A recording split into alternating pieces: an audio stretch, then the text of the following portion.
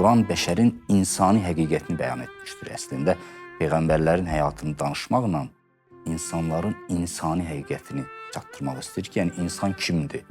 İnsan haralara çata bilər? Biz İslam Peyğəmbərini, hətta imamlarımızı tanımaq istəsək, Peyğəmbərləri tanımaqla buna nail ola bilərik.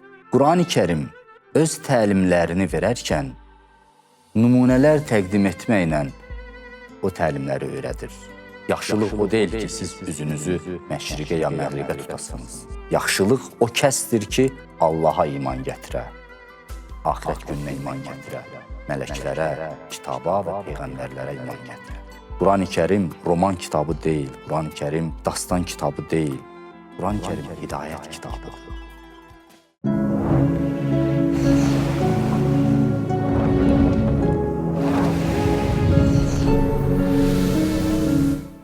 Bismillahirrahmanirrahim. Salam, xoş gördük sizləri. Quran-ı Kərimdə Peyğəmbərlər mövzusundan başladıq və bu mövzu olduqca əhəmiyyətlidir. Burada bir neçə məsələyə toxunmaq istəyirəm bu mövzu ilə bağlı. Biz Quran-ı Kərimdə görürük ki, Allah Təbarək və Teala Peyğəmbərləri birbaşa özü tərbiyə edir. Yəni, heç bir vasitə olmadan Allah Təbarək və Teala birbaşa Peyğəmbərləri tərbiyə edir, onlara nəzarət eləyir, onlarla danışır, onlara göstərişlər verir, hətta danlayanda da özü birbaşa danlayır, cəzalandıranda cəzalandırır, bəla, imtihan, sınaq və s. Amma bütün bunlardan bizim xəbərimiz yoxdur. Yəni, onun keyfiyyətini biz bilmirik. Necə bu baş verir? Peyğəmbərlə Allah arasında nələr olur? O vəhyin keyfiyyəti, onun qəbul etmə forması necədir? Ondan bizim xəbərimiz yoxdur. Yəni, o müqəddəs sahə elə bir sahədir ki, ümumiyyətlə orada heç bir insanın, cinnin və digər məxluqatın yeri yoxdur, geçsin. Orada Allahın izin verdiyi yalnız və yalnız mələklərdir. Bəzən isə heç mələklər də iştirak etmir. O müqəddəs sahəyə heç kəs daxil ola bilmir. Quran-ı Kərimdə Cin surəsində Allah Teala buyurur ki, vəhyi nazil eləyir, onu hər tərəfdən qoruyur və elə qoruyur ki, heç kəs oraya daxil ola bilmir. Ta ki, Allah bilsin ki, Peyğəmbər Allahın əmrlərini, risalətini insanlara çatdırdı.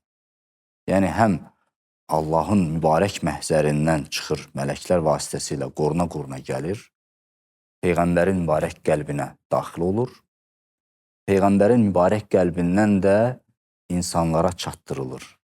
Bu mərhələyə qədər heç kəsin oraya müdaxilə etmək gücü yoxdur.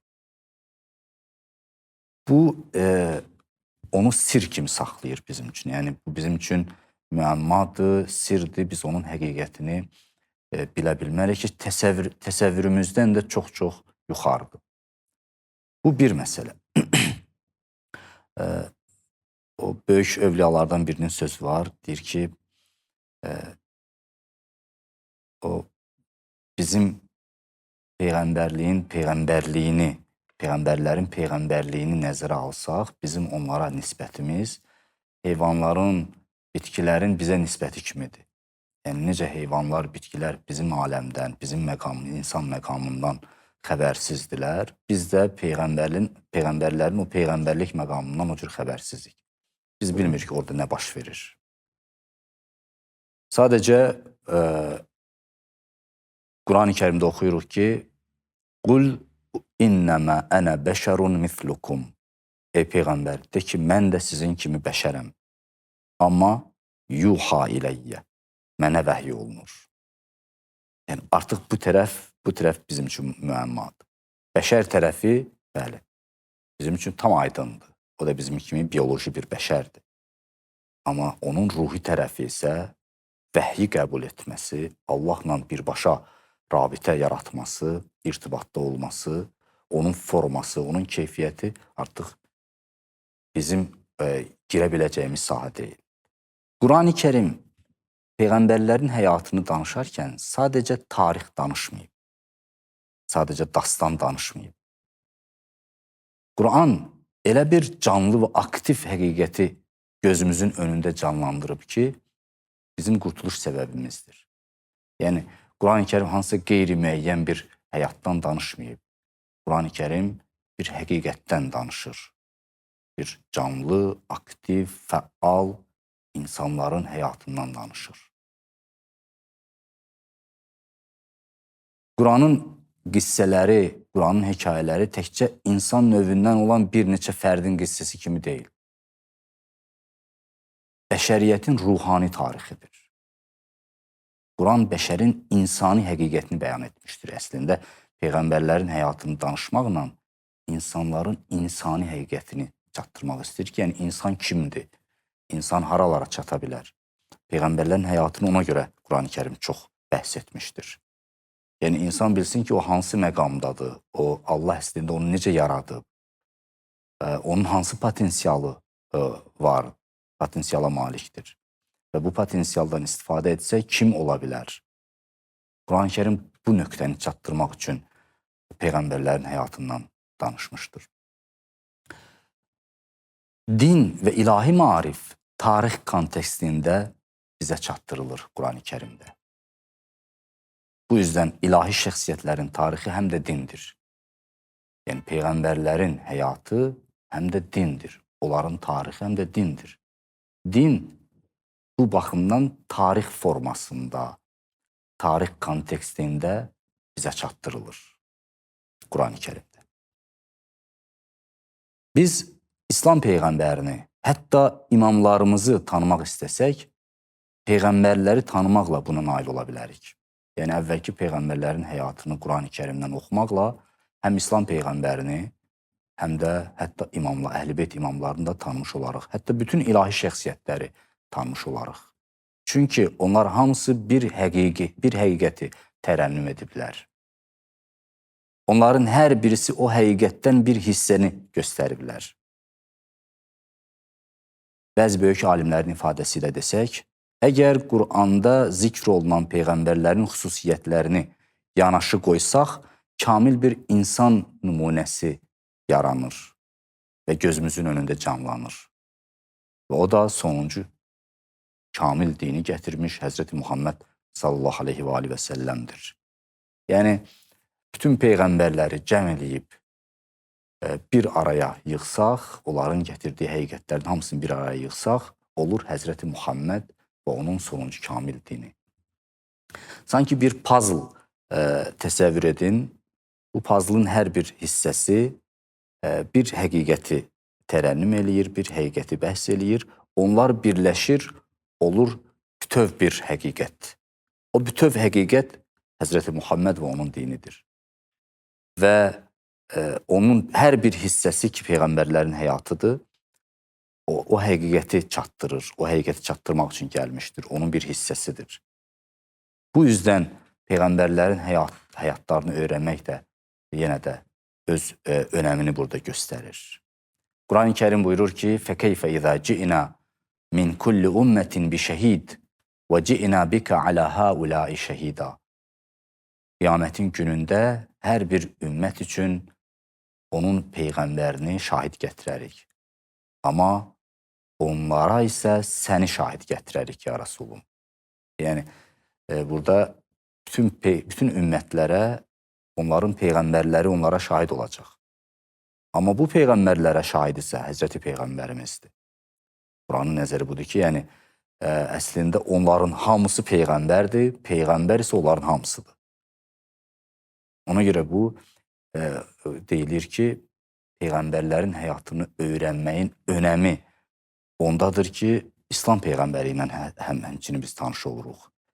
Əhl-i-Beytlə həmçinin biz tanış oluruq. Onları öyrənməklə biz peyğəmbərimizi öyrənmiş oluruq, Əhl-i-Beyti öyrənmiş oluruq. Digər bir məsələ isə Quran-ı Kərim öz təlimlərini verərkən nümunələr təqdim etməklə o təlimləri öyrədir.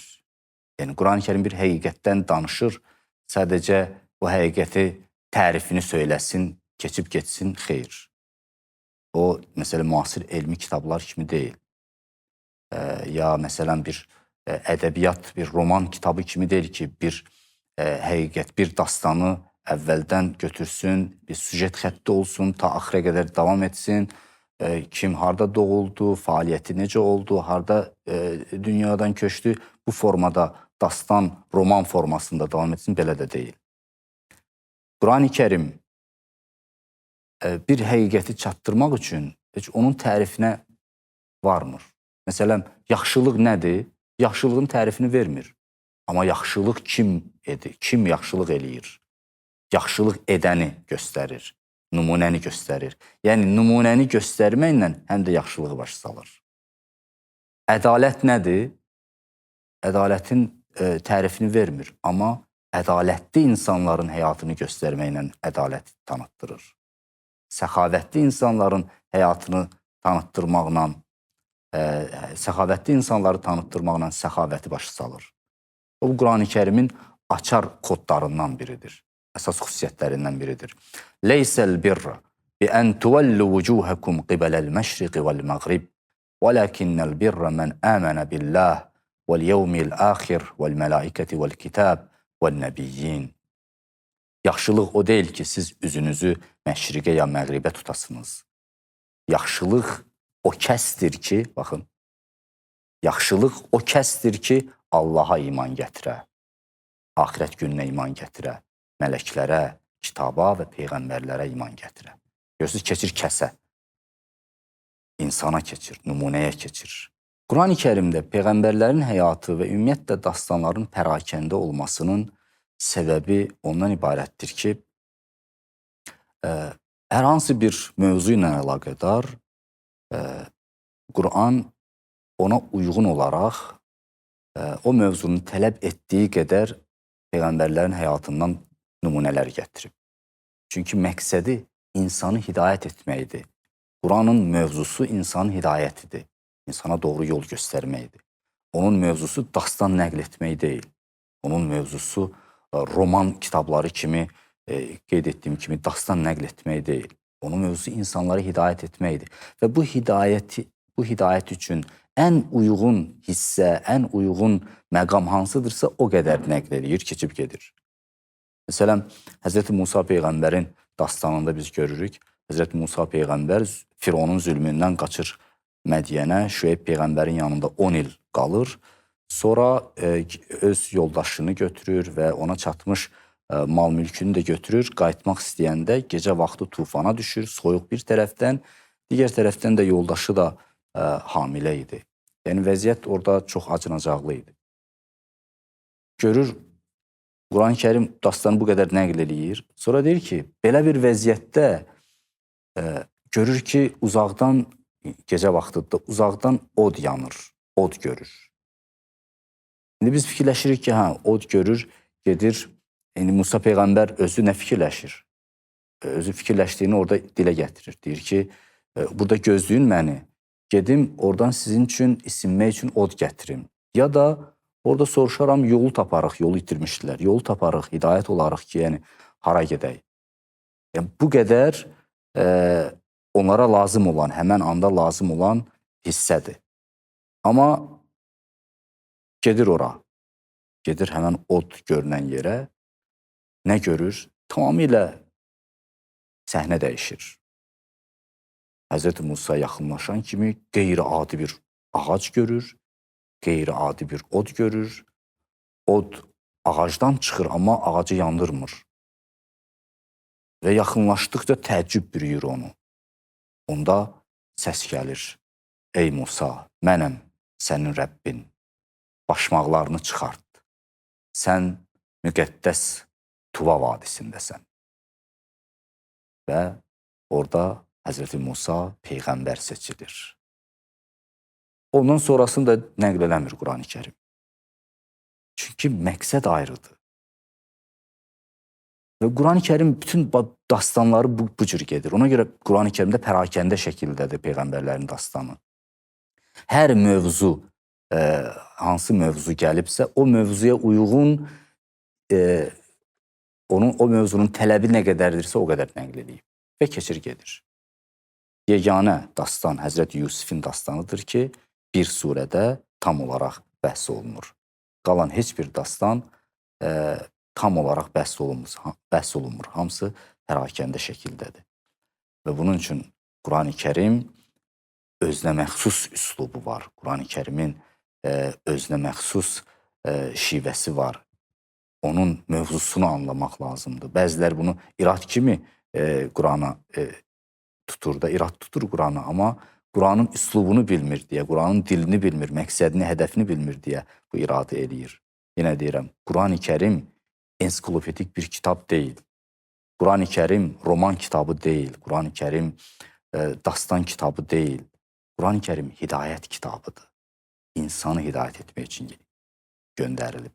Ona görə hər bir mövzuda, hər bir məqamda hidayətə xidmət eləyən nə qədər tələb olunubsa dastandan, o qədər o peyğəmbərlərin həyatından da istifadə olunub. Ona görə bu cür pərakəndə şəkildədir. Təəssüflər olsun ki, vaxtımız tükənib. İnşallah yenidən elə bu cür qısa formada yeni mövzularla inşallah sizin görüşünüzə gələcəyik.